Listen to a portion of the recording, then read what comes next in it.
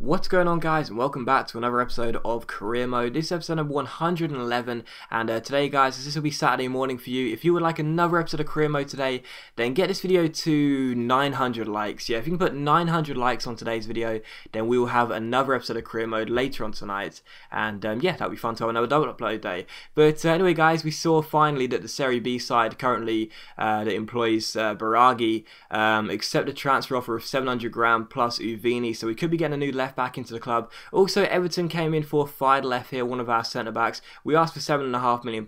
We'll wait and see what happens there. But Biraghi has indeed joined the club, which is fantastic news for us. So we do pick up another new signing here. Not a major signing, obviously, but even so, I was very happy to get Biraghi. Also, as you can see, it actually decreased the wage budget by 30 grand as well. So that's always nice as we look to probably sign another couple of players on pre-contracts this year. So Biraghi comes in. That's fantastic news for us. And as I said, it's good cover for the left back area, you know, because we got Fabio, who's our first choice. Then we got Zuniga, who's retiring at the end of the year. So it's good to get another left back in, and also one that's Italian, because I do like the homegrown players, really. He's got some awesome technical stats, he really does. So a very well balanced player, I guess that's the right way of putting it. Not too great, but as a backup player, he'll be fine. Everton aren't going to match the £7.5 million deal for Fidelef, so that's perfectly fine with me, because he's an 80-rated centre-half, and he's not too bad, really. And also a transfer offer came in for Jamali here. It was Catania for 1.9 million, and we told them to match for £4 million, or else they're not going to take him, because to be honest, I like Jamali. I know he's 31 now, but he reminds me of what Larson was for Millwall, you know, sort of like an experienced midfielder, centre mid, plays good passes, sort of just gets in the side whenever he can and does a good job. So, you know, minus the great free kicks, obviously, he's still a very decent player, and I don't really want to see him leave, to be honest. But anyway, we've got a few £1 million left to spend, so I decided to go in for a new player. Longo of Hellas Verona here, £3.4 million valuation, 26 years old, and we offer £3.4 million plus one of our random 50-odd rated strikers we've got, so we'll wait and see what happens there. I don't really need him, to be honest. He'll just be like a reserve striker, like Zapata, really, and Vargas, but even so, we'll have to wait and see what happens. And we also take on Parma for the first game of today's episode here in the Serie A. So, looking to try and get ourselves to 3 points here, of course. We come on the back of just about beating... who did we play in the Coppa Nazionale? It was Udinese, wasn't it? Just on the back of beating Udinese by 3-1 in the Coppa Italia quarterfinals. We had our first team rested for that game, so we do play the majority of the first 11 players in this game, and we look to get ourselves 3 points here away from home. Of course, it's not going to be a formality, of course, that's why we didn't simulate it, but even so, we would like to get the win, and hopefully we could do that. First chance though would actually come to Parma in the 25th minute. Fernandez got beaten way too easily. The cross came in, the header was well saved by Bardi, but unfortunately it fell to the far post, and it was a simple tap in for Parma's number 21 there. The header was actually really well saved by Bardi. It was going right into the bottom corner. Made a very good save, but unfortunately there was no help at the far post. Deschilio kind of lost his man, and it was a simple finish to make it 1-0 to the home side. But in the 38th minute, how about this? Parma give the ball away here with the goalkeeper kicking it out. It's Fabio who ends up winning this header. Gives it to Hamsik. I took a couple of touches and thought I'd just let it fly from here, and it is an absolute screamer by Marek Hamsik, and I definitely think that is probably the goal of the series so far. I'm not sure whether it would be the goal of the series, and certainly not, certainly for the foreseeable future it will be, but even so, for the time being, that in my opinion is worthy of the goal of the series tag. That was an incredible strike by Hamsik, and again, it was one of those moments where I just sit there and think, should I show the sliders after this goal or not? Because I know there's going to be some people that complain, but I also know if I don't show it, there will be some people that question it. But to be honest, I decided not to, because I didn't want to take anything away from such an amazing goal. What a strike by Hamsik, absolutely fantastic. The best thing about the goal was that it didn't sort of like swerve in the air, it just looped. It just sort of like just ducked up and under, and I absolutely love that about that goal. It was a wonderful, wonderful strike. No chance for the keeper. Maybe he was a little bit off his line, to be honest, but wonderful strike into the bottom corner. It's Captain Fantastic. Who else that gets the amazing goal? And it is 1-1 here, so we get ourselves back on level terms, and of course it would be Marek Hamsik who gets it. So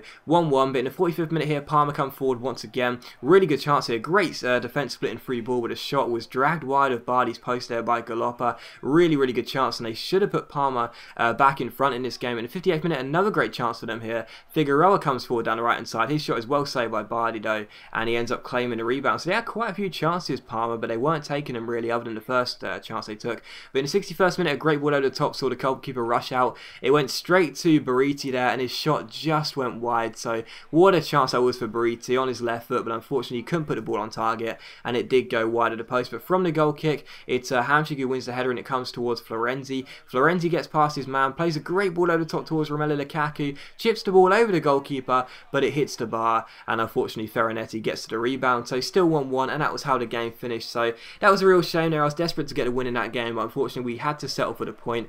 The goalkeeper in that game was funny, was off his line so many times, and I probably should have gone for a few more chips there, and I probably would have scored a few more goals. But it was 1-1 the final score. Hamsik got our goal with a superb long range strike, probably the goal of the series so far.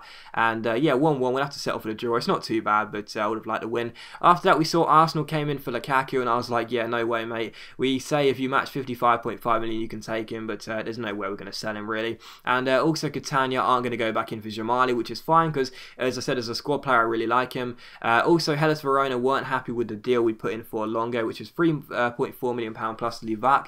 So we offer £1 million more, so £4.4 million plus that random Estonian striker, and we will wait and see what happens there. We also saw that Deschilio and Lukaku are very, very happy they're getting some game time, which is great news for us. And also we saw that once again Hellas Verona weren't happy with the deal we put in for Longo, so I thought forget about it, we're not going to bother anymore. And also Arsenal surprisingly would not match that £55.5 million deal we asked for Romelu Lukaku. So that ended all those transfers. Before we got a new one, another transfer came in here for Felice Gaetano, is that how you pronounce that? Again, this is one of those random players that was in the Napoli side when we took over, those random sort of like 60, 50 rated players. This guy's 62 overall, CAM, and let's be honest, he's not going to play. We've already picked up a free agent that's better than that in that position, so in reality, he was never going to get into the side, and he's just going to leave. We'll get a few $100 grand, and I don't really care about the money, to be honest. If he wanted to leave on a free agent, he could, so he's going to go to that Belgian side, and that's perfectly fine, because, as I said, he's never going to get in the side, and it's just good to get rid of those players, because it sort of frees up more space in the squad, and it also does reduce the wage budget a little bit, because all those players are on like 5, 6, 7 grand a week contracts, and although it may not seem like much, it all adds up. It all adds up. So anyway, we took on Juventus here in the Coppa Italia semi-final. First leg here at the Stadio San Paolo. So we come into this game here looking to get ourselves the win, of course, as we would like to get through to the Coppa Italia final for the first time in charge of Napoli. And the first chance would come to us in the 23rd minute. Deschilio gets past Pepe with a lovely fake shot. Wonderful through ball to Brian Carrasco here. He's all alone. Chiellini can't catch up. He swings it across towards Balotelli. And of course, Mario Balotelli will get the goal. He just can't stop scoring. It's another goal for the Super Mario. And it's a great header past the goalkeeper, Rui Patricio, to make it 1-0. So once again, Juventus were struggling against us early on, and it felt very good to know that it was Balotelli who got the goal from a Brian Carrasco cross. So the two signings in the summer link up, and that made it 1-0 to us here. And it was, of course, Balotelli who got the goal. In the 26th minute, though, a great chance for Juventus to hit back, but they give the ball away. It comes to Biraghi. Biraghi then gives the ball away himself. It comes to Suarez here. Suarez takes aim, but Bardi makes a good save at his near post to keep the score at 1-0 there. So a good stop by our goalkeeper. In the 32nd minute, another great chance for Suarez as Pogba plays this superb ball back to Vidal, and a Chilean midfielder plays a great ball inside to Suarez, and he really should have taken another touch there. He had the time, he didn't take one, he struck it with his left foot, and it ended up going harmlessly wide of Bardi's post. So still 1-0. In the 36th minute though, Carrasco gets onto the ball, plays it over the top towards Mario Balotelli, who shoots on the half volley, and it hits the bar. So what a superb goal that would have been there by Balotelli, as you see my controller battery getting low. What a superb goal that would have been by Balotelli, but unfortunately it hits the bar, and unfortunately it's still 1-0. But in the 38th minute, we play the ball back to Bardi here as Juventus give the ball away. I gave the ball away straight to Carlos Tevez. What a chance for Juventus. He finds Suarez. Great challenge though. Bardi then makes the tackle, and we get the ball away here. But Juventus keep the pressure on, but thankfully it comes to nothing. So I almost messed up though from playing out the back. First time in a long time. Thankfully I didn't, and it was still 1-0. In the 71st minute though, you see Carrasco get onto the ball for us. Find Deschilio, who crosses the ball in towards Lorenzo Insigne and Balotelli. The ball goes up in the air. It's cleared only as far as Hamsik, who takes a couple of touches, tries to curl it into the top corner. Unfortunately it goes high and wide and into the stand. So still Napoli 1, Juve 0, but I was still in front, and that was the best news for us. But straight from the goal kick, Rui Patricio launches the ball forward with his left foot towards Icardi up top. Hamsik goes for the header, but he loses out. El Kaduri then gives it to Biraghi, who gives the ball away to Icardi, gets past the number 5, plays a great ball through to Luis Suarez. Really good chance, but it's a good stop by Bardi as he comes out, makes the challenge. Then it falls to Icardi, still a good chance. Bardi's pursuing him, got to go back to his goal. Eventually the ball comes into Pogba, and he doesn't take his chance. It goes straight into the gloves of our goalkeeper, and it is still 1-0. But in the 82nd minute, as we were closing the game out, Isla, the Chilean, crosses the ball in towards Mangala, and it is a superb header by the French centre-half. The former Porto defender with a wonderful looping header over the top of Insigne on the line, and unfortunately it was level here at the Stadio San Paolo. So that's the downside of having a small man on the post. I'm pretty sure Insigne is like 5'6", and that's not very tall. And unfortunately, as the header comes in, Bardi got caught in no man's land there. It was my fault for holding triangle, but even so, the header